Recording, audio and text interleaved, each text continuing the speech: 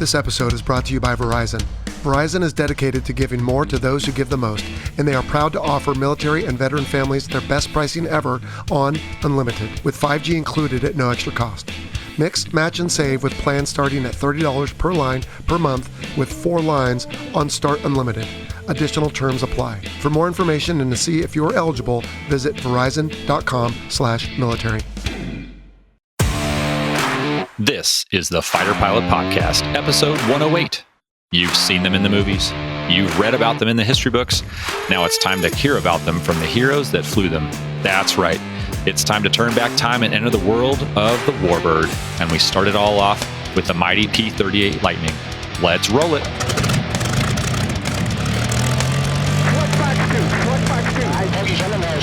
Okay, he's got a missile off. Shoot him! One splash! Ejected out of the second one. Strap in for the Fighter Pilot Podcast, the internet radio show that explores the fascinating world of air combat, the aircraft, the weapon systems, and most importantly, the people. Now, here's your host, former U.S. Air Force F-16 pilot, Trevor Boswell.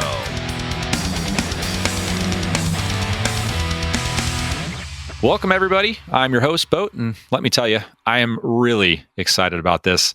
It has felt like an eternity waiting to get this new series started, and I'll tell you what, I think your patience and mine has been well worth it.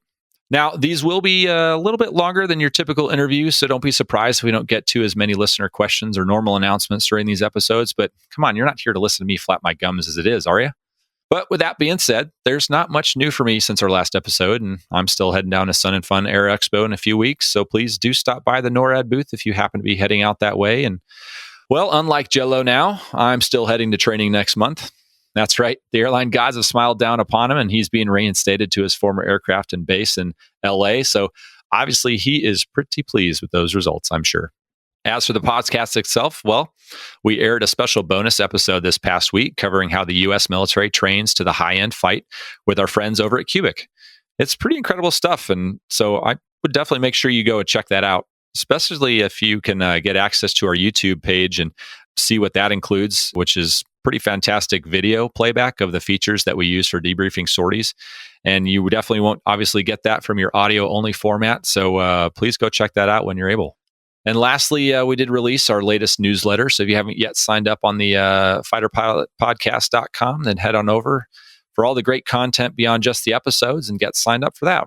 All right, checking the clock here. I think we do have at least time for one question from the mailbag. So we'll start it off with an email from Chris Woltz. And his question is in regards to doctors and pilots. He asks, can military pilots fly if sick? And if so, what are the protocols? I assume no medications can be used that affect coordination or cause drowsiness, but I also wonder if any medications are given to enhance pilot concentration. And what role do doctors have in determining flying ability? Well, Chris, the short answer, because I'm going to fill in with a bunch more information after this, is that much like the civilian world, the individual pilot is typically the one that determines their ability to fly. Other than that, there are a few barriers to the flight that we'll talk to here in a second, but on any given day, it's pretty much just the individual pilot that's making the call. But those barriers do include the flight brief itself. So you're going to be in there with the other pilots and WISOs if there are any, and they'll be able to see you. So they may ask the question, if you're sitting over there with a runny nose or really congested, constantly clearing your ears, whatever the case may be, they may just ask, hey, are you feeling all right? And do you think it's a good idea to go fly? But if you're still feeling good and you answer, yeah, I'd like to go, then you move on up to the duty pilot, or in the Air Force, we call it the top 3, or the operations supervisor, and they'll give you, the updated weather brief, operations notes, NOTAMs, all that good stuff. And they're also looking in the pilot's eyes. And that's part of the checklist there for them is to, hey, do they look like they're fit to fly? And they may ask that question as well. And they actually hold the hammer on whether you can or can't go fly. So they can tell you you're not going anywhere. But if you're told not to go fly, it's clearly a big deal. But I think, for the most part, everybody's pretty reasonable when it comes to their own personal health and the risks that are associated with going to fly when you're feeling under the weather, whether it's a lot or a little, And so the majority of the time, it's just a training sortie or something like that. There's really no need to push trying to go fly to the point of potentially injuring yourself, blowing out an eardrum or something if you have really bad sinus congestion, whatever the case may be. So all that being said, mostly the individual pilots are making the call. But when it does come to medications, they are pretty well controlled, and there is a list of approved and not approved medication that you can take. again, a lot of it is up to the individual. And if you're sitting there taking medication behind the scenes that's not good for you, there's a risk to it because obviously you're in a high performance aircraft. You're up at different altitudes that, humans frankly just weren't built to be at. And so we need to be asking those questions to the right people. And fortunately, at least for the Air Force, we have flight surgeons attached to each of the units. And so you can call them whenever you need to on or off duty and get the real answer as to, what is or is not okay to take. And then whether that, if you do take it, is okay to fly with or not. The flight surgeons will give that answer and then you proceed from there. But to the question on, enhancing our focus or our concentration during flight, they don't really give us anything specifically to that effect. But they do give us medications that are traditionally called go pills.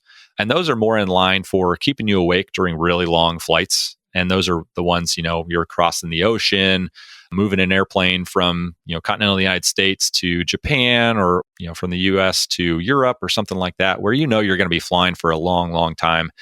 Your body gets tired, just does. And so they're going to give you something called a go pill, and they're a very controlled substance. And so you're issued those things before you walk out the door to go fly. And they give you so many pills that should cover the whole length of time that you're going to go fly. And then when you land, they'll ask you once you land whether you took any. And if you did, how did you feel? How many did you take? That kind of thing. And if you didn't, or you didn't use all of them, then they'll get those pills back and keep them in a controlled environment in that way, because they're a medication that we don't want getting out there to random people that have no need for it, that kind of thing. But in those instances, you'll be ground tested on the medication well before you ever take it for the first time and go fly with it. So for me, flying in F-16s, I was in training for the F-16 when I was first issued those things. Ground tested them over a long weekend. And then I told them how I felt after the fact, and they put that on your list of approved medications so that when it does come time for that to happen, your flight surgeon knows what you either prefer, if you're okay with all of those, or which ones are the only ones that work for you. And they'll issue the right one to make sure that we're not giving somebody the wrong type of medication for that situation. So, really, it's not a common occurrence by any stretch of the imagination, but it is a necessity for those long missions that happen. And, you're talking like a B-2 stealth bomber, those guys, B-52s, those guys, they're flying a long, long time. And especially in the B-2, there's only the two pilots in there. Those guys are taking the same types of medications as well. They go through that same process to make sure they can complete the mission as it's intended. All right. Well, that'll do it for the listener Q&A today. We've got a fairly lengthy interview coming up with today's guest, former Air Force Captain Marshall Hanna. So let's jump into the interview with him. Well, welcome everybody. This is Bo with the first episode of our new Warbird series here on the podcast. And because I'm running the show, I'm jumping right in with my favorite, the P-38 Lightning. Today, I'm joined by World War II veteran and P-38 pilot himself, U.S. Army Air Forces Captain Marshall Newt Hanna. Sir, welcome to the show. It's an honor to have you here. Thank you. Thank you. Well, I'm really excited today. As we kind of talked a little bit before we started recording, I'm very excited. The P-38, like I said, is my favorite of the World War II fighters. And I'm even more excited because I get to have you here who's actually flown it and was able to experience what it was like to do that in combat and has all the stories to back it up. So let's just get right to it. And where are you from and where did you find your love for aviation? Well, I'm an Oklahoma native. I was born here. I spent most of my life in Oklahoma City, my adult life anyway. I moved here when I was about 9 years old. And there's a airfield, a municipal airport in Oklahoma City, Will Rogers Municipal Airport. Uh-huh. It was always small, but there was always little light airplanes out there. And I remember it was a several mile ride for my bicycle to go out there, but I just went out there and would just want to look at those airplanes and go through the airport and see them and open the door and look at the panel and everything. And one of my friends said, I just wanted to lick the paint off of those airplanes. I liked it so well. But that's great. I was always fascinated about airplanes. And when I was young, going to school, I always wanted to get into the Army Air Corps.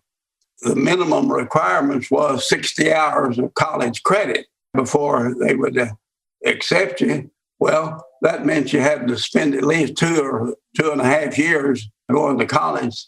But anyway, the war came along, and Will Rogers Field, it's here at Oklahoma City, had a P-38 Lightning squadron there. Oh, okay, great.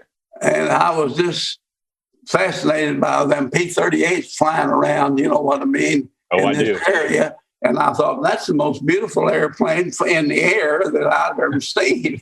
I thought, well, boy, I sure would like to fly one. Well, to make a long story short, I was getting my college credit, trying to get them. The war came along. So the Air Force relaxed some of their requirements to get in for the pilots. And you had to take a IQ test or some kind of test. Mm-hmm. I was lucky enough to get accepted in. And I went into Santa Ana Air Base in California, you know. Yep. That's boot camp out there for the Air Force. When about was this? I was in the class of 43K. 43K, okay. But somehow the war was in the early stages, you know what I mean, then. There was lots of confusion. But anyway, we got set back a class for some reason. So I graduated in 44A. Our group was set back, but I was in the West Coast Training Command. I went to Dos Palace for primary, and went to a little airfield there right out of Bakersfield for basic. And then I went to the P-38 school there in Chandler, Arizona. Okay, I know where that is, yeah. That's Williams Air Force Base. Yeah, definitely. They weren't P-38s then. Army Air Corps hadn't accepted them yet. Okay. And they were 322s or something like that. I can't remember. That's right. Yeah, the 322 Lightning 1 and 2. Yeah. Yep. Well, that was with no turbo and no very 900 horsepower Allison engine in it. You know what I mean? Yeah, it's underpowered, if you will. Yeah, it was underpowered. Yeah. Lockheed tried to sell them to our Air Force. Our Air Force wouldn't buy them. I remember that. And for whatever reason, then they sold them to England or to the British. Uh-huh. And they had the engines turned all the same way. So that increased the torque on it so bad that they lost so many pilots training them. They got killed in training. Yep. So they canceled their contract with Lockheed. And so I guess some engineer thought, well, let's make one pop turn one way and the other turn the other way. And it balanced the thing out and it become accepted. You know what I mean? That's right. It's a good solution. I can't remember the models now, but I think after training in those 322s there at Williams, when I got into RTU, and that was replacement training pilots. You know what I mean? That's right. At Ontario Army Air Base, Ontario, California. It sounds like you stayed in the western half of the U.S. You had the good weather. Yeah, I was in the West Coast Training Command. Yeah. Okay. At Ontario Army Air Base, we finished up. And the P-38s were always used in the Far East with Japan. When we got that train leaving L.A., we went up to the West Coast and went up Salt Lake City, and everybody knew that we were going to Portland or Seattle, you know what I mean, or San Francisco to be shipped out to the Far East. All at once, when we got to Salt Lake City, that train went east. In about 3 or 4 days, ended up at the docks in New York City and put us on the Queen Elizabeth. Queen Elizabeth, okay. To ship us to England. Well, that was a big surprise, see, where we were going. Yeah. All those P-38s prior to this time had been used down in North Africa. I can't remember the Air Force down there, but I knew, I mean, the numbers, you know what I mean? The numbered Air Force, But anyway, when they was getting ready for this invasion, they moved all those P-38s out of North Africa up to England. Mm-hmm. But when I say all of them, that wasn't but 3 groups. We wasn't in the 8th Air Force. That was a bomber and command. Mm-hmm. But they put us in the 9th Air Force. And so we was in the Tactical Air Force. Mm-hmm. They call it the 9th, the Tactical Air Force. And every Air Force has a mission. The 8th was a bomber Air Force, and we were a Tactical Air Force. Our P-38s were mostly used for strafing over the continent and on trains and any vehicles on the road, trying to catch German troops slipping out of France and Spain, getting back to Germany. And that's what we did down on the front lines whenever we had a controller down there, you know what I mean, on the front line. And the controllers give us missions. Sure. Trying to dive bomb bridges and stuff like that. So that was our mission, the Tactical Air Force on the ground. So I only flew 1 or 2 or 3 escort missions. In the 9th Air Force, we had Marauder B-26s, Martin bombers. That was our bombers, but they were not very good bombers, you know what I mean? Consequently, we didn't have very many missions in the air escorting, but everything was on the ground. But whenever you're on the ground, you go over and strafe an airfield, the Germans always had guns up on the ends of every runway, you know what I mean? They're sitting there waiting for you. They're sitting there waiting for you to come. They ain't got one set of machine guns. They got them. And when you go over a German airfield, you're getting shot at from every angle. You know what I mean? from different towers, flak towers. Yep. And it ain't a very safe running across the German airfield. I'm going to stop you right there because I don't want to get too far into what I feel like is a pretty good story coming up. Yeah. I'm going to go back a little bit into your history and talk a little about your experience in pilot training and learning to fly the P-38 and see what that experience was like for you. And you already talked about when and where that was, but you also alluded to the fact that you wanted to fly the P-38. Was there anything else that you also would have wanted to fly if you were given the opportunity? Well, I can tell you something that I didn't want to fly. Sure, definitely. When we were at Dos Palace, that was the primary training command. Okay. One day, 4 P-39s come in, and they made us clear the area, you know what I mean, the training planes, to let those P-39s come in. And I had always heard that they would tumble. Did you ever hear that expression, tumble? I can't remember how they were powered different, their engine, the P-39s. Yeah. I knew that I didn't want to fly one of them. But the P-40, the Zeros in Japan were eating them up. No match for the Zeros. Yeah. But I always fell in love with that P-38 because it can climb. And in all our training, we were trained to fly missions high altitude. Yeah. 38,000 or above. And 38,000 was maximum on that with the oxygen system. Sure. And we were trained for high altitude escort missioning in RTU. Yeah. When I went to Europe, we never did fly any altitude hardly.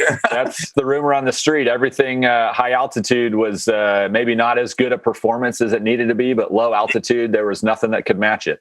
Well, you had 2 engines and you had that turbo, and there was nothing could climb with it. You know what I mean? Yeah.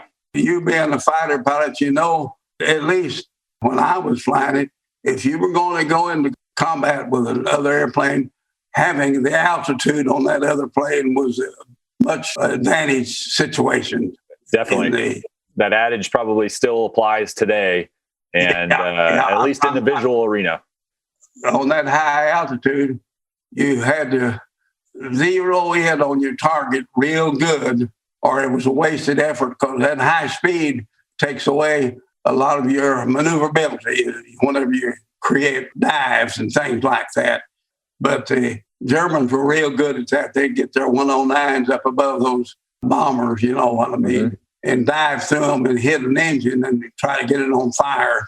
Definitely. And go right on through and go right down and land and gas up and come right back up and get their guns loaded again. They made several missions a day. You know? It sounded from all the books and everything and the videos and whatnot that I've watched, and it sounded like a very busy day in the fighter world. If you was a German fighter pilot, you didn't go this on one mission.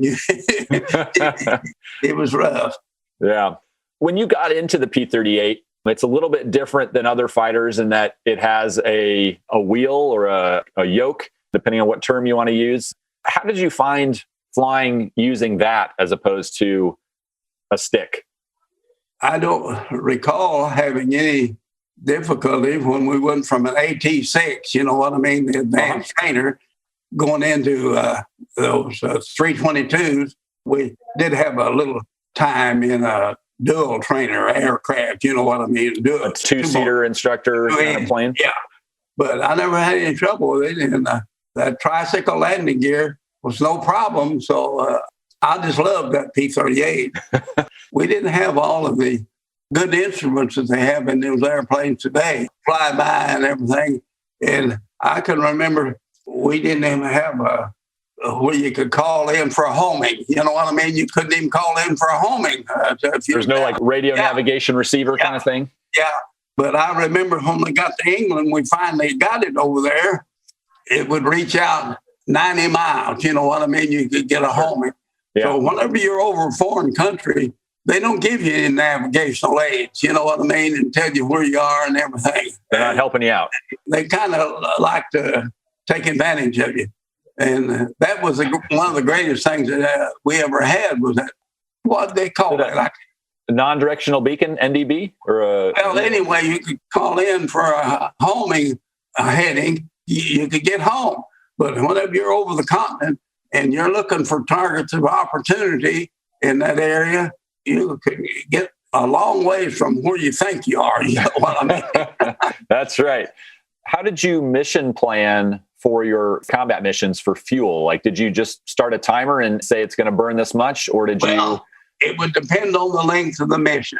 If the mission was deep into Germany, you might have to have 2 belly tanks to go there and make it back. Okay. The longest mission I was ever on was 5.5 hours. Okay. Now, 5.5 hour mission is a long mission in a small cockpit. Nearly all of our missions, we carried 1,000-pound bombs. But I remember our group leader always on a P-38 had 2 shackles under it, and they could carry 2 one-ton bombs. And that was as much as a B-17 could carry. But a B-17 could carry numerous ones, 1,000 pounds or 500-pound bomb. Yes. P-38 could only carry 2. Yeah. He only had 2 shackles. So a P-38 was a pretty versatile airplane. It could carry a lot. It had a lot of power. I can remember when we were in Bournemouth, England, we was on a grass English airfield, on a grass pasture. And you could go out there, and whenever you revved up your engines and check your mags and everything, you couldn't hold that thing on the ground because it would slip on the dew, on that grass. You had to watch it. That thing would slip away and slide away.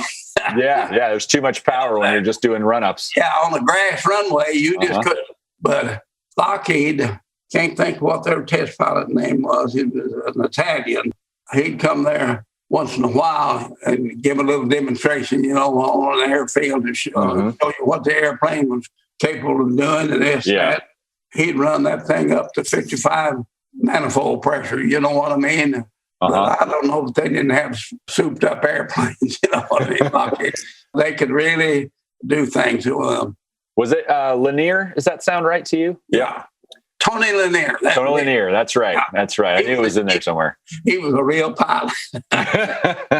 He'd go around, like you said, to different bases and kind of put on a little bit of a demonstration and everything. Oh, yeah.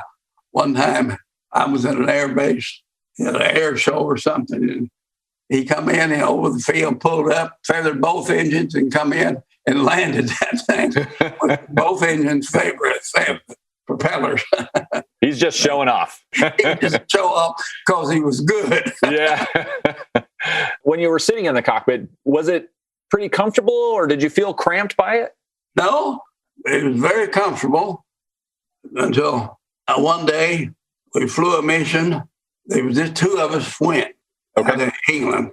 The fog was just terrible.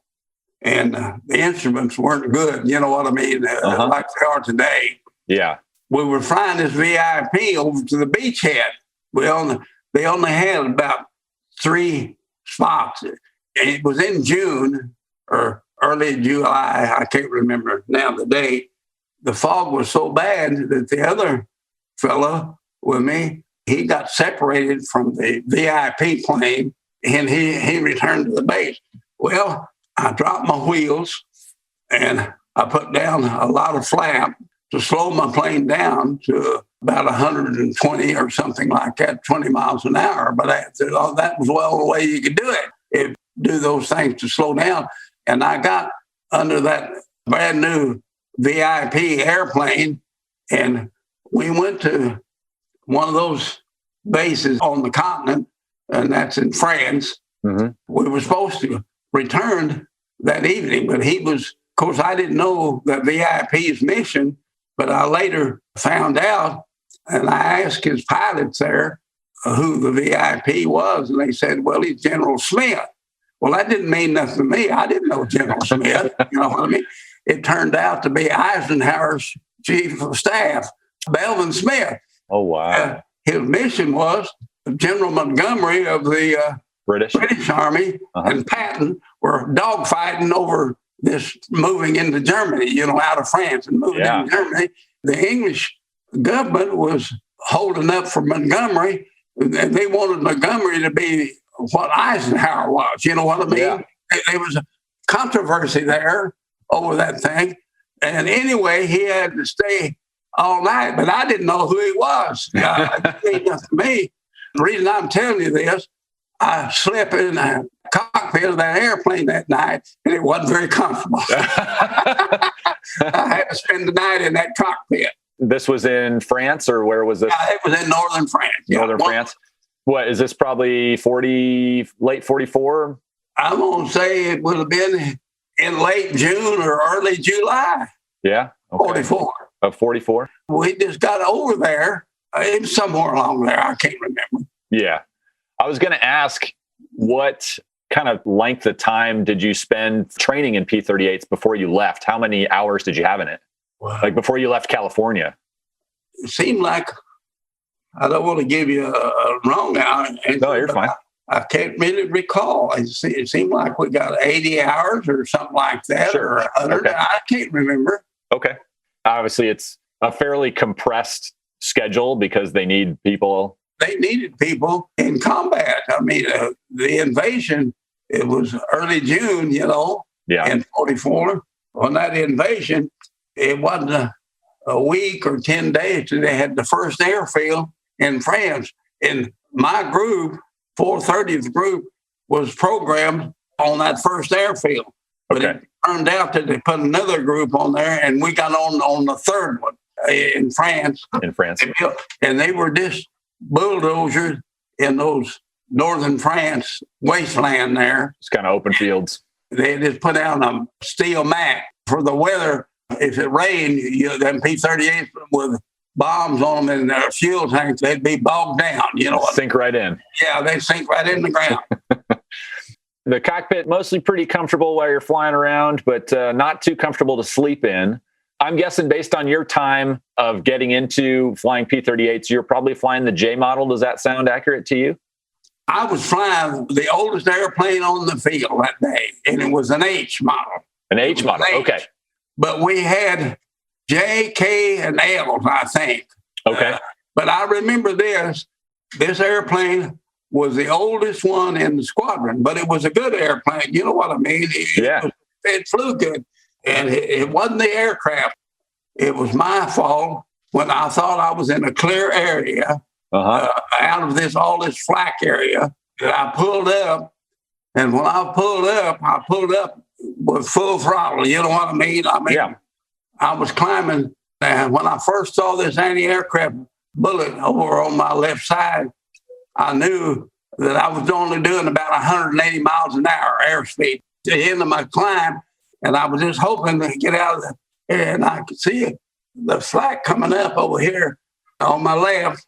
And then I look around and it's still coming up. Every fifth bullet on those anti-aircraft guns are tracer rounds. They're going to light up. You know what I mean? And I thought, well, sure enough, he's going to rake that line of fire through me.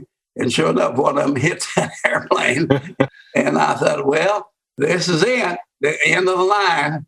When that thing hit, that bullet or flak or whatever it hit, all at once, boy, my cockpit was just full of smoke, you know what I mean, immediately. And right behind the smoke come the fire. When that high octane fire comes, you don't move very slow, you know. I knew I had to bail out. And so I just pulled off my communication deal. We always wore a neck strap on them back then, you know what I mean? The throat microphone? Yeah. Okay. Pulled that off and pulled off my oxygen and unbuckled my strap, safety belt. And I just reached up on my right hand and canopy just flops back, see it pull back, straight back. And boy, when that wind caught that sucked me out of that airplane I can't describe how fast that sucked me out of that cockpit. You didn't have to stand up and kind of do anything in particular to... Oh, no, I couldn't wait and do anything on account of the fire in the airplane. I had to go. And I've done about 180 miles an hour. I was just hoping to get out of the range of that gun, but I couldn't. He hit me, and I just had to bail out. And I thought, well, a lot of pilots hit that boom, you know, back there on the back of it, the tail part. I thought, well, I'll know. I don't know whenever you were flying, whether they taught you about bailing out. It was 1,001, 1,002, you know, up to 10. And I did that because I thought, well, I'm up here at 1,005, and I thought that was forever. You know what I mean? I thought it never would get to 10. And I thought, well, by God, I think I'll miss that damn boom. Then I pulled that parachute rip, but the German anti-aircraft gun was still shooting at that airplane. You know what I mean? They didn't know you'd left. They were still shooting at me in that parachute.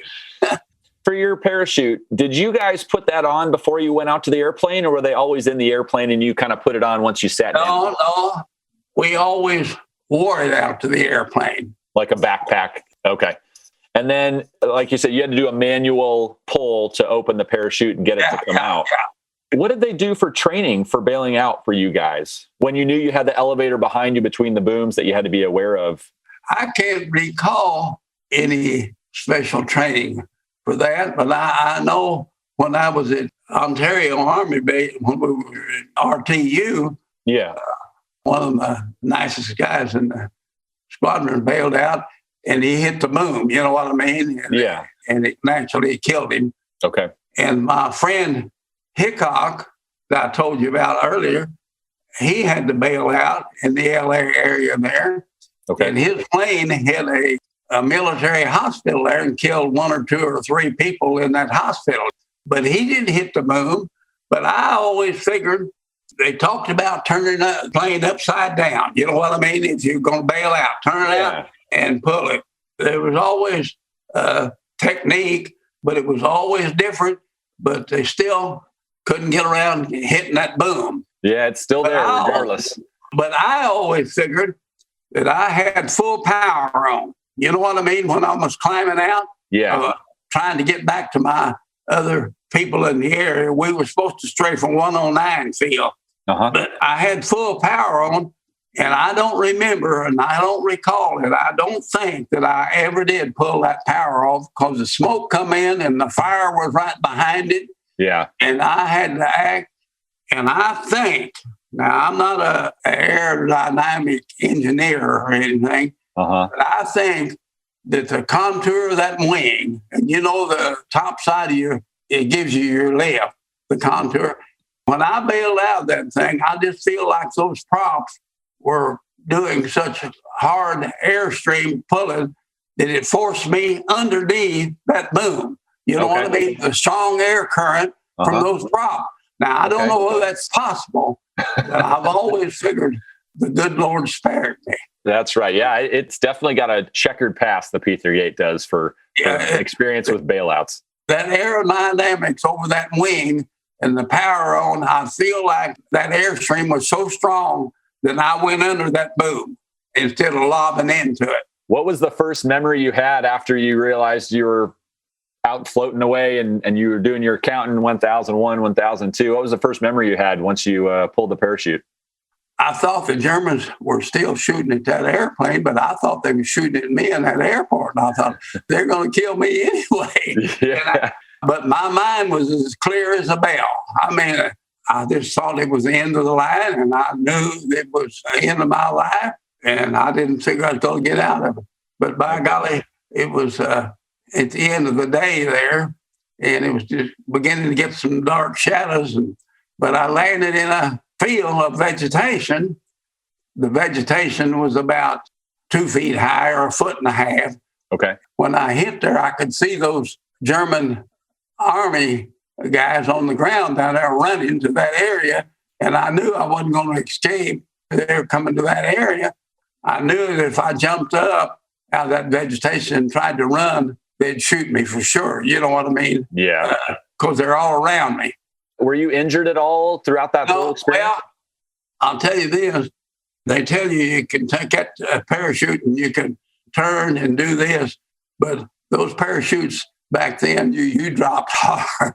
Yeah. I was so close to the ground, I was pulling those shrouds or something, trying to twist. There was a little bit of a breeze, and I landed on my heels backwards, and more, and I hit that ground. The back of my head hit that ground. I mean, I hit like a rock. Yeah. Hard. I wasn't injured. Sure. Yeah, there was no broken bones or anything like that. Well, that's good. We're going to pause this awesome story right there before we get into the next phase of your experience in World War II. And I'm going to come back to the couple of questions back on the airplane with respect to the combat experience. What did you do when you went from New York and you rode the ship across the Atlantic and landed in England? What did you have to do for sort of in-person, in-theater training with respect to the P-38? Well, when we left Ontario Army Air Base there in early May, we got over in England. It took about 4 days to cross on the Queen Elizabeth. Okay. There were so many men on the continent, you know what I mean, preparing for this invasion. You know, you need to keep up your proficiency in flying. They didn't have any planes for us to fly over there, but they finally made arrangements to move us up into Scotland. That's northern England there. Yeah. And we got to fly 1 or 2 times and fly in that area up there and out over the North Sea and around, you know what I mean? It was kind of local familiarization. Yeah, to familiarize with kind of country you was in. But we didn't get much time, not over 2 trips. Then we were back, got assigned to the 430th Fighter Squadron. There were 6 of us assigned to that unit. I think there was 2 of them that were men that were already lieutenants in other forces and wanted to get into the Air Force, you know what I mean? Yeah. And they went through the training command. Both of those guys got killed, you know, on missions. Yeah. And Hickok was the only one that got back and flew his tours, you know what I mean? Yeah. When you went and flew the airplanes in England, were they the same model that you had flown in the States? They were H's, yeah. They were H's there in Ontario Air Base. I had no problem, but whenever they got in the J's and the K's, I can't remember now whether they had an L or not, but I think they did right at the end. We also had a droop snoot. Did you know what I'm talking about? Yeah, that was the one that was kind of a modified to be almost like a bomber, right? Yeah. They had a navigator and bombardier could lay down in that nose, and you could take and load that up with each one of them with a couple of 1,000-pound bombs. And whenever you get over the mission, we did that a time or 2. Okay. That bombardier navigator would have you in the arm, you know, everything, and you get ready and move in close together, you know what I mean? I guess you'd call that pattern bombing, but it was pretty effective.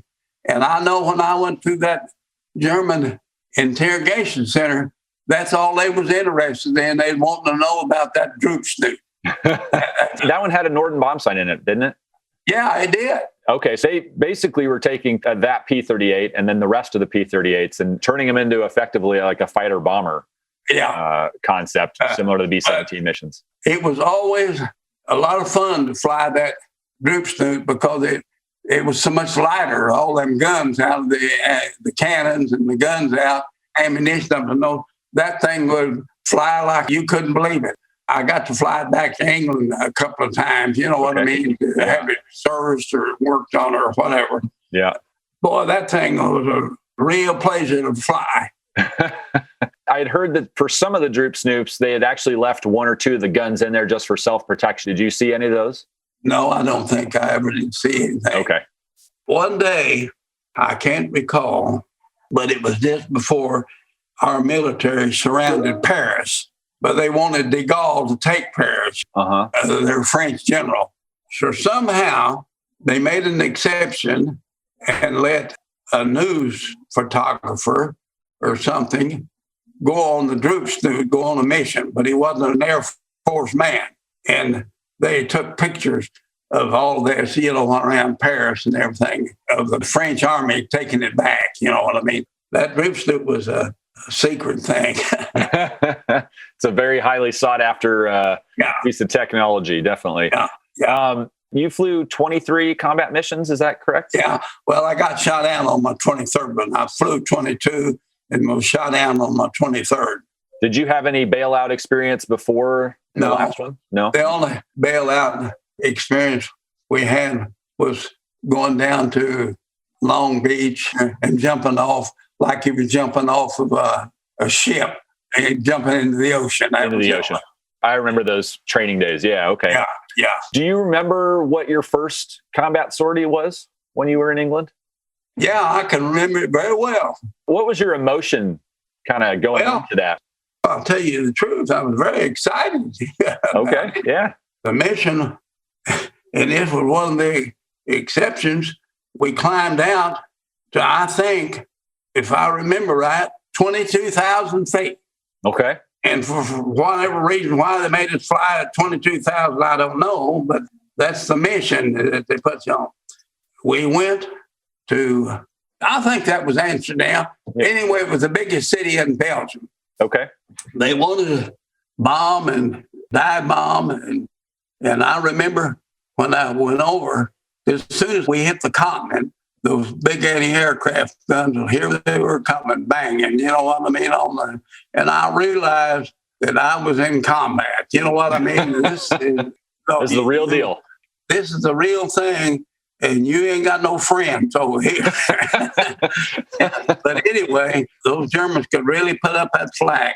But anyway, when we left there, that marshalling yard there, you know what that is? It's a big transportation terminal for trains and things.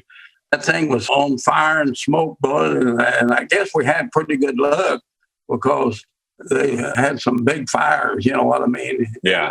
I think they thought it was a successful mission, but that was my first mission, was dive bombing in that big city in Belgium.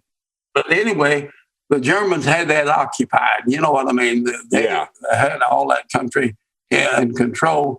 And it was up close to the front, and they were shipping supplies up to the front as hard as they could to meet this invasion that they knew was coming. That was our mission. See, that's the tactical Air Force, was to prevent them from getting supplies up to the front and everything. That's when we strafed and dive bombed and did all that stuff. Yeah. And did another thing, they flew into Germany more. Okay.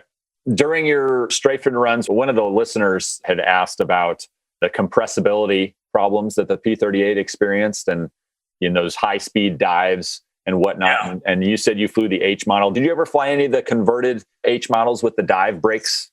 Oh, yeah. We had a dive flap. You call them dive brake. We call them dive flaps. Dive flaps, yeah. Did you have to use those for those kind of dive bomb missions? No, we didn't use them on that at all. Okay. They were really for us if we got into combat with other airplanes. It's tight turning. You can make a tighter turn, and you take the Spitfire and the 109, they could tight turn. And that P-38, it helps to make a tighter turn if you was in combat. But if you was going over, I think it was 220 or 240 miles an hour, that dive flap would tear off. You know, the pressure would be so hard in the tight turn.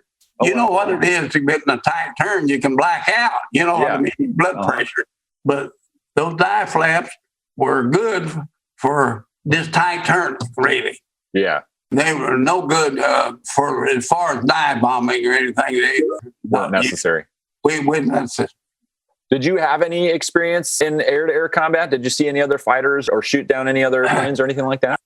The only time we were escorting some B-26 bombers, and we were pretty well down in France, we had belly tanks. We were so far from fuel. Yeah, long-range mission. And you ran your belly tanks till you ran them dry. You used up everything, and then you switched over your transfer gasoline from here to there. Yeah. Well, I had run one of my belly tanks out, and that makes you fall back. You know what I mean? It slows you down whenever you're going into one engine for a few minutes.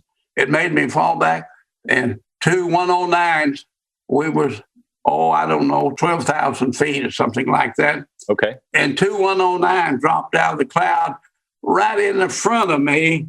And if I could have just got my fuel on and had the power, I could have got both of them. Oh, man. It would have been the biggest victory in the world for a fighter pilot. But those 2 109s went right back up into the cloud. And of course, you can't see nothing up in the clouds. Yeah. By the time I got my gas back and my speed up again, they was gone. They were gone. And that was the only time that I was close to a 109, you know what I mean? Enemy aircraft, yeah. What I'll say is that you scared them off. The Germans were bad. They didn't usually put out 2 airplanes like that. Their tactic was to fly in mass numbers, big numbers. Yeah. Whenever their fighters went out, they might have 40, 50, or 60 of them out there. Definitely. And whenever they called a squadron out there, they tried to wipe them out. Mass their firepower. They worked on big numbers, but I remember the Germans were far superior at the first part of the war, you know what I mean? But old Goring, he made a mistake of thinking how superior they were to the Allied forces. Allied forces, yeah. Obviously, history is able to look back and look at the strategic decisions that he made, but it definitely didn't turn out well for them. I don't think Hitler was very popular. I mean, he wasn't very popular with Hitler. Yeah. Well, in a situation like that, since they did show up right off your nose, but had you been in a position to fire, what was for aerial employment, what did you have to do to deploy the gun? We had a formation that we flew, and it was spacing. When we would fly, we would be spaced out this way and that. But the spacing was such length that you could turn into your friendly forces. You know what I mean? You tight turn into your forces. The other wingman on the other side could turn in, and that was the main thing. But have your neck on a swivel looking behind you for getting attacked that way. But if you met them straight on, you had to be prepared to make these tight turns. Then you darn sure that they didn't attack you and you didn't attack them if they didn't. One of you didn't have the altitude on the other one. Yeah, having the altitude made you much more aggressive. You had an advantage. Yeah. For firing the guns, since there were multiple guns in the nose, I know there were a couple 50 caliber and a variety of configurations, right? There was 5 50 calibers and 1 20 millimeter cannon in the a few different configurations as time changed and whatnot with the they might have. Yeah. Did you guys only have one either electronic button or trigger, or did you guys have multiple for the guns, or how did you guys employ the guns? Just one trigger, and you get that gun sight and you get that point on it. You're not slipping or sliding, you know what I mean? Yeah. Then you're effective, but you always were strafing, and you were always prone to fire your guns too soon. You know what I mean? Definitely, yeah. But that come with training. You had to stick the nose of that airplane right into that target to be effective. In the F-16, we'd always call that the ground rush effect, if you will, where you see the ground coming up at you and you think you're closer than you are, and you shoot and the bullets aren't effective because you're too far away. Yeah. I remember Colonel Darling. He was a light colonel, and he led the group an awful lot, but he was one of the best in the Air Force of aerial targets, we'd shoot bullets into tow targets. Yeah. He was one of the best at that. He was one of ours, and he was a tiger. He was aggressive, but you always had to remember to not get target fixation and fly into the ground. That's right. Now, I think several of our people did get target fixation and did fly in the ground and kill themselves. Yep. You know what I mean? Yeah. But I can't swear to that because I just think that happened. I think the adage of the ground has a probability of kill of 100% or a 1. It's going to win regardless of how good a pilot you are. No, we strafed those troops. The German troops would pull up in those forests, over in France and hide in there. Sometimes, once in a while, some of us would come home with some tree limbs, you know what I mean? They're flying pretty low. Yeah. And I think sometimes you get shot down, the plane got target fixation and flew in and killed himself. Mm-hmm. Mm-hmm. But I was always trying to be conscious of that. Yeah. And they warned us about that all the time. It's a big deal. You definitely have to take a step back there and make sure you're paying attention to the world around you. Yeah. Yeah. For some of the bombers, there were stories that their guns would freeze, literally freeze because of, shooting and the condensation. They would actually ice up. Did you guys have any of that kind of issue with yours at all? I don't remember. I was flying over there in May, June, July, and I think it was September the 12th when I got shot down. So The weather conditions were good all the time over there. Okay. The only real problem we had there in England was fog. Oh, yeah. But we did have some bad rainstorms there in France, but that we couldn't fly. Usually we had a morning mission and an afternoon mission. But whenever you fly a longer mission, those planes are gone longer, see? Yeah. And then when they come back, they got to be refueled, and they've got to be, all their ammunition's got to be loaded. Yeah. And if you got bombs, you got a dive bomb, you've got a dive bomb mission, you got to load those bombs. And between the trips on the missions, you can't fly over 2 missions. Yeah. Now, just before I got shot down, they informed us that we were going to be flying night missions. And I remember when the first Germans got their first jets, it was in July. I can remember that. It was in July, and our intelligence instructed us that we were to stay in communications with them as the best we could and fly till we run out of gas or whatever to follow those German jets. To follow the jets to find out where they were. It was a new war weapon, Yeah. They wanted information, but I remember it very distinctly that we was instructed, it didn't matter what it was, to abort whatever we was doing on the mission, try to follow those jets. Yeah. Did you ever see any? The first one I ever saw was one of them flew over my German prison camp one day. Oh, wow. Okay. In Barth, Germany, in North Germany. It was a German jet, but that was the first one I'd ever saw or ever seen. And I couldn't believe it. Yeah. I'm sure that was definitely a sight. Yeah. Well, it was new equipment like that. And you only just read about it or heard about it or something. Yeah. It was interesting. Well, so let's just jump into that. So we covered your bailout and you descending to the earth and hitting the back of your head and everything. And then you said you were getting surrounded by the ground forces. So what was that exchange like with the Germans when they first got to you? Well, I was laying on the ground there in that foliage. These German army guys were all around me, within 50 feet of me. And I think he was what they call a Wehrmacht. That's the army, German army. Yes. Wehrmacht, or what do you call it? Yeah. He had his pistol, and he had his first sergeant had his rifle.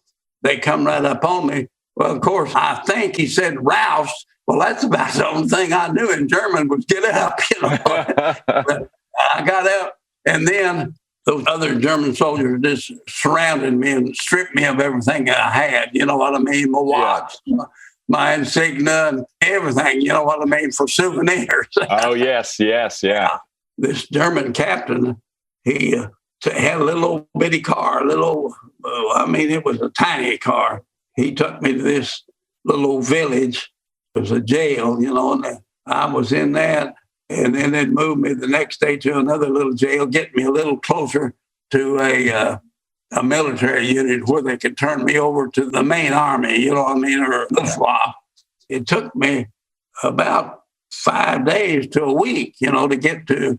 And I think, it was right there by Dusseldorf, a city next to Dusseldorf. I can't think of the name of it. That's where I first really got into the hands of the Luftwaffe, you know what I mean? But I always had 2 German guards there. I was in little old bad jails there. And one of them, they had 2 of us, a guy that was captain, but I was just a lieutenant then. Okay. But he didn't speak to me and I didn't speak to him, because you don't know who you're dealing with. And that's part of your training, you know what I mean? They did give you training, if you will, about being captured and what you were supposed to say or not supposed to say, that kind of thing? Yeah. They sent me down to southern Germany, and it took 2 or 3 days on the trains to get down there. You know what I mean? The trains were mostly tied up with military stuff, and there wasn't much civilian activity. Okay. I got down there in that interrogation center. This big interrogation officer come in. He was about 6'5", and he was a big, fancy, looked real great in his uniform. He began to ask me questions, and I always remembered his rank and your name and your serial number. You know what I mean? All the basics. Give them, yeah. And he said, I'm going to tell you something. He said, your airplane is burned up that you were flying. Mm-hmm. And he said, they had no record of you not being in that crash. And he said, now, I can have you killed, and there ain't going to be no repercussions on the Germans at all. You know what I mean? He let me know that he was in a power position. But I never did tell him anything. But the only thing that he was interested in was that droop snoot, that I told you about earlier. Yeah. Wanting more information about that. But anyway, I was there only about 2 days to go from southern Germany to northern Germany. That was Stalag Luft 1, the prison camp. Mm-hmm. I went through some of the big cities on those trains, and it was unbelievable how destroyed they were. You know what I mean? The Germans, I don't know how the German people put up with it. Oh, I know. They didn't surrender a lot sooner. At least the Japanese, whenever they dropped the H-bomb on them, they surrendered. Want to have any more destruction, you know what I mean? Yes. Going through Berlin, and bulldozers had to clean the middle of the streets out from the debris from all those buildings crushed and killed, and the bricks in the street, you know what I mean? I don't know how the people lived. Oh, I know. The pictures and everything are incredible, and I can't imagine being there in person. The people, and unfortunately in our country, don't know what war is all about. Don't know what war is all about. That's exactly right. The firsthand experience always provides a lot more color and whatnot than seeing it on a TV screen. Whenever you're living in those conditions, you know what war is all about and hunger is all about. Oh, yeah. So during your time as a POW, what was it, about 9 months? I remember. Yeah. What was your experience like when it came to treatment? What kind of food did they give you? Did they treat you pretty well? Yeah. Didn't abuse it, I'll put it that way. Okay. But it was the lack of food. You know what I mean? Our government supported the Red Cross in giving us food. We call it food package. And they would send it to Germany, but it would end up in the German black market. And we didn't get it. Oh. You see, it was well intended, and our government was trying to take care of their troops. Yeah. But the Germans didn't distribute it to us like they should. And that was the bad part. Now, as far as being abused or anything, I know one day, I don't know whether you even were interested in this, and we had a fellow that was from New York, and he was what they call a block trader. He had special privileges under the Geneva Convention that he could do certain things. It's kind of like being a union boss, you know what I mean? he got certain privileges. You can't fire him. You can't do this because he had a certain right. You know what I mean? Well, this guy had this, and we would see him about once a month. He would come and ask us how we were doing and this and that. But for some reason, the Germans wanted him eliminated. Oh, no. But anyway, he came to my barracks, and I remember talking to him in the room, and I went out with him to the front door of this barracks, and only once the German guard shot him right through the head. Oh, my goodness. Yeah, I shot him right through the head, and I'm standing right next to him. I'm not 2 feet from him. You know what I mean? Oh, my gosh. The German guard shot him from about 150 yards, but he was a real marksman. He killed this guy, and they had a big trial about it after the war, and they had all of my witnessing, you know what I mean? Testimony. Yeah, and since the commandant of that German camp wanted him eliminated, and they they said there was an air raid, and if you didn't get off of the field when an air raid come, when they ring that siren, you better get in your barracks or you're going to get shot. And I mean, they had a zero tolerance for horseplay or anything like that. They didn't allow that. Yeah. But anyway, they want this guy exterminated. I've got pages of that trial and all of this. And after the war was over, you know what I mean? Oh, yeah. It was a long time. And don't think that they wouldn't shoot you. Oh, I guess. Yeah. Seriously. My goodness. Like we discussed, you did about 9 months as a POW. And then how was it that you were released or recovered? Well, see, I'm up on the Baltic Sea. That's Barth, Germany. That's 200 miles straight north of Berlin. Okay. We could hear the Russian guns about a week before they got to our camp. But they finally got there.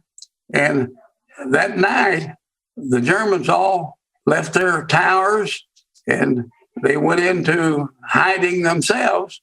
Okay. And the Russians, freed us, you know what I mean? And we were told that if you wanted to try to go ahead and get back to the Allied forces, you could go.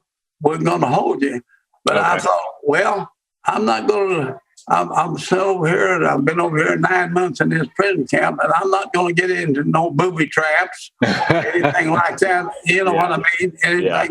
And I'll just wait till I'm going to say that 99% of them just waited. Just waited. Until Eisenhower sent B-17s in, and they had planks in the Bombays. Okay. And we didn't have parachutes. They flew us out of there to Reims, France. That was Eisenhower's headquarters. But the Russians there, they freed us, and they said, what do you want? They said, we need something to eat worse than anything.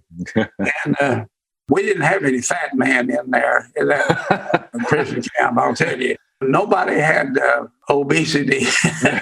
So what you're saying is being a POW then is jokingly a good diet. Yeah, it's a good diet. Okay. You don't have any weight issues. These men and women that have can't do that. But what they're really doing is lifting up something to their mouth all the time. That's right. You didn't have that to lift. Yes, that's the problem. Right. Anyway, we got into Reims, France. I just couldn't believe it. You know what I mean? We got freed, and within a week, they got us up to what they call Camp Lucky Strike. Have you ever heard of it? But it was a debarkation from military men in Europe. Okay. Come back to the States. I got onto a ship called the General Butler. It was a troop ship, you know what I mean, cargo ship to carry us home. And it took 5 or 6 days. I don't know what to cross or something like that. 7.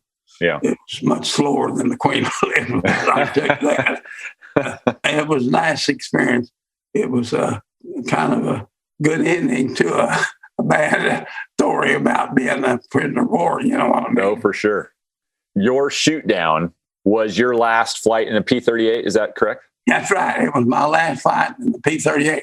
Okay. But then I went out, and I don't know where you know where Tinker Field is. I was in the reserve unit there, and then I used to fly on the weekends, but a B-26 was the biggest airplane we had in that reserve unit. You know what I mean? Yes. And it was a twin-engine plane. It was a glorified A-20, you know what I mean? In North Africa, yes. They used an A-20. But after the Air Force took over in 1946 from the Army Air Corps, they redesignated them, and it was a B-26. B-26. And I had some little time in it. I flew in and off on the weekends quite a bit. I got called in then, I think it was in early June of 1950, to Korea. And that was kind of a funny thing. I flew 22 night missions over in Korea. Oh, my goodness. And I flew 22 over in Europe, you know. Yeah. Yeah. But I flew that B-26 over there. Oh, very good. We haven't talked about the B-26 on our show, so maybe we'll have to get you back and get some experience on what you're... I love that B-26. I love the P-38 too, you know what I mean? But one of them had an inline engine and the other one had a radial engine. The only thing about that B-26, it was loud, noisy, and cold, boy. The heating system on it was terrible. You're saying that you like the B-26 more or the P-38? Which would you say? No, I'm going to tell you, whenever you get used to a plane and you on your F-16, that's probably your favorite. I don't know, but I love them both. Okay, that's fine. That B-26, my instrument training and everything, and we flew in fog and everything, or snow or anything, and we would make instrument takeoffs and instrument landing every time, in every mission. So, but when you got where you felt real confident, it was a real comfort to feel like it was in a good airplane. Yeah, that's awesome. And that B-26 was a good airplane. Marshall, this has been amazing stuff. I really appreciate you spending the time with us here today to talk about everything. I don't know whether I told you anything that you won't hear, but anyway, that's kind of my story. I love it. No, I think everybody's going to love this, and I don't think anybody's going to complain when they get to hear amazing firsthand stories from guys that were there and the ones that were living through what is clearly a monumental event in human history. And to have, that firsthand knowledge and experience right straight from the sources is, I think, something everybody looks for when they get to talk about things that they care about. So I do appreciate everything. This has been amazing. You being a jet fighter pilot, you know all this stuff and more than I do about it, but it's good. I'll tell you one more story here. Yeah. They sent what was that general? It was over the Strategic Air Command in Nebraska there, Omaha.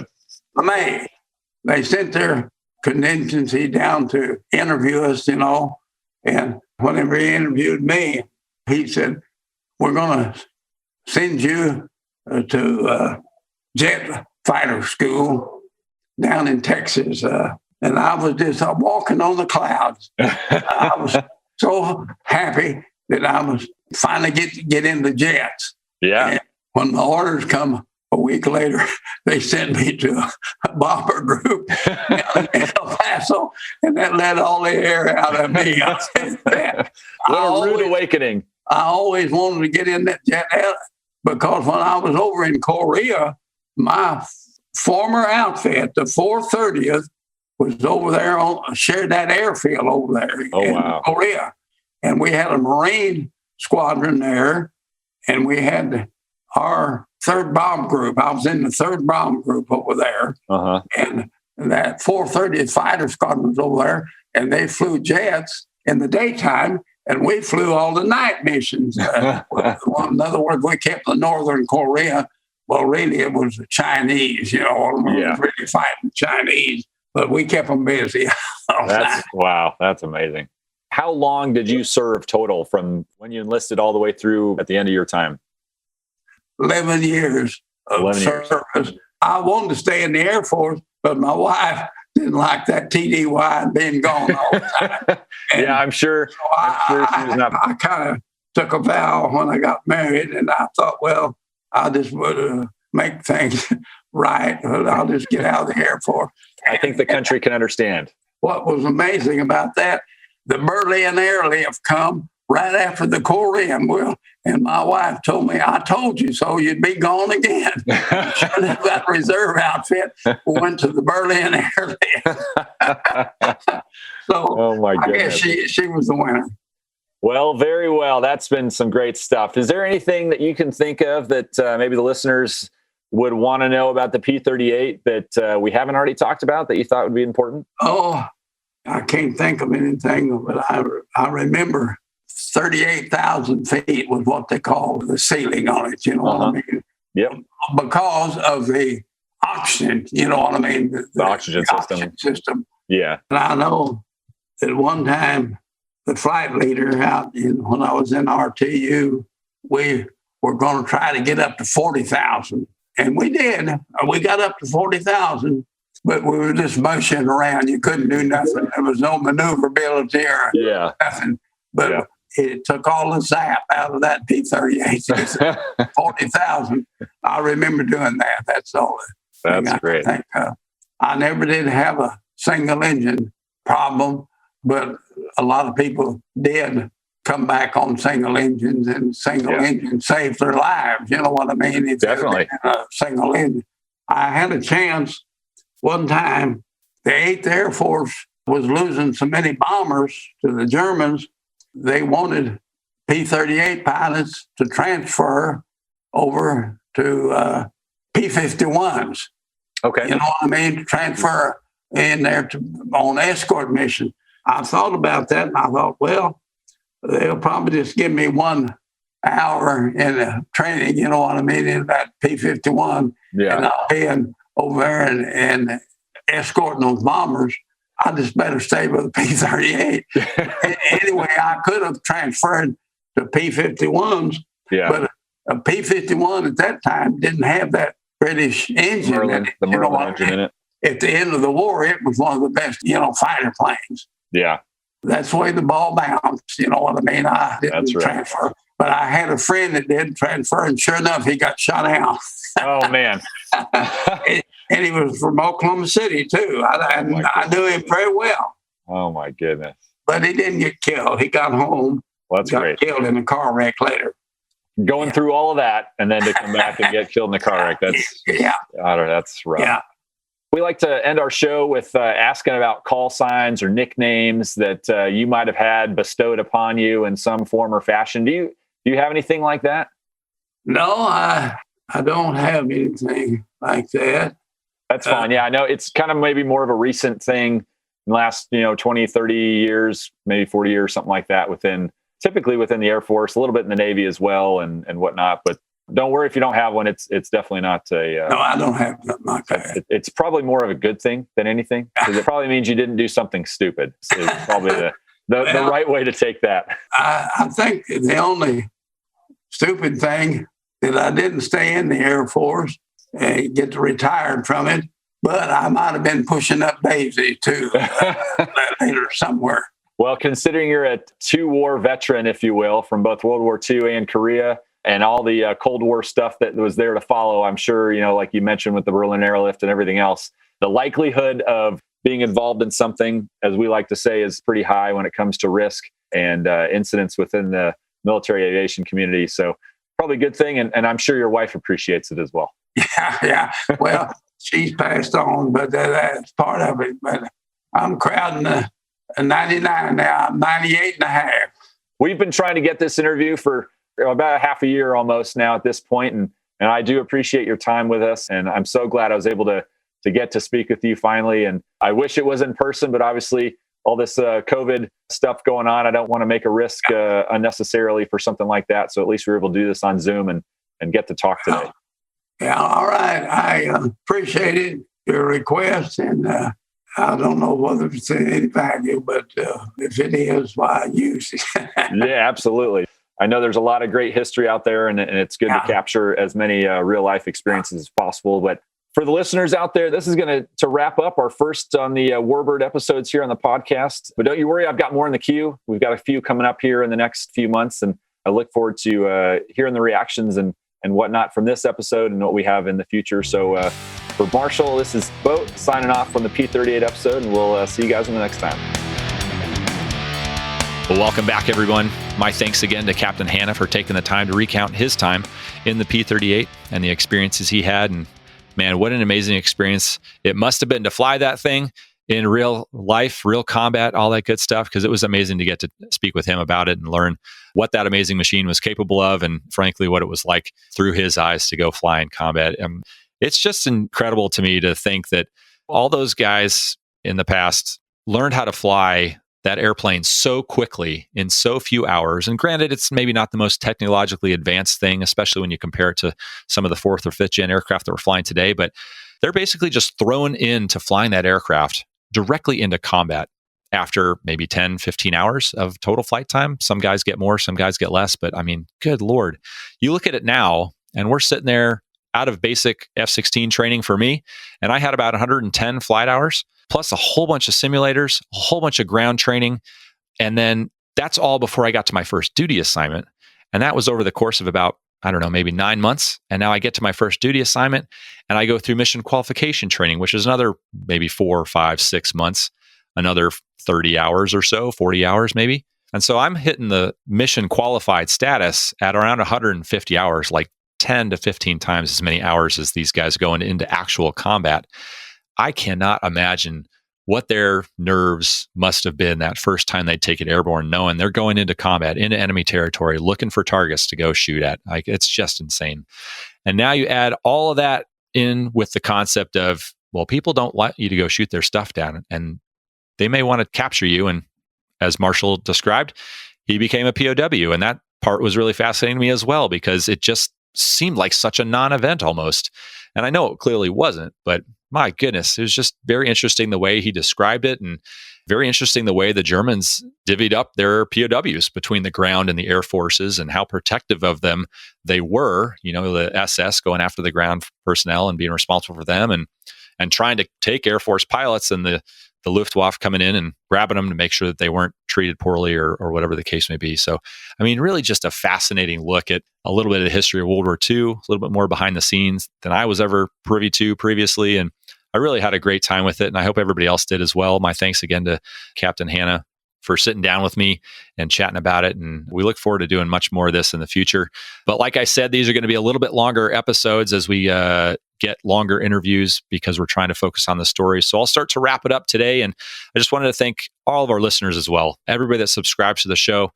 Man, we love you guys. We love your feedback. And so any ratings or reviews you guys can pass on to us are greatly appreciated. We take all that feedback, good, bad, or otherwise, and we try to improve the show for the future. So please do keep that coming. As always, just a reminder that the views expressed in this presentation are the personal views of myself and my guest, and do not necessarily represent the position of the Department of Defense or its components. And that will do it for us for today, for our first entry into the Warbird Series. Man, what a great time I've had, and I hope everybody else is as well. And we've got a ton of great stuff lined up for the future, so please do stay tuned, and we look forward to spreading the good word on the Warbirds going forward. We will see you next time for the next installment of the Fighter Pilot Podcast. So until then, get high, get fast, and do some good work. We'll see you. You've been listening to the Fighter Pilot Podcast, brought to you by BVR Productions. Got a question for the show? Email us at questions@fighterpilotpodcast.com, or leave a message on our listener line at 877-MACH-101. That's 877-622-4101.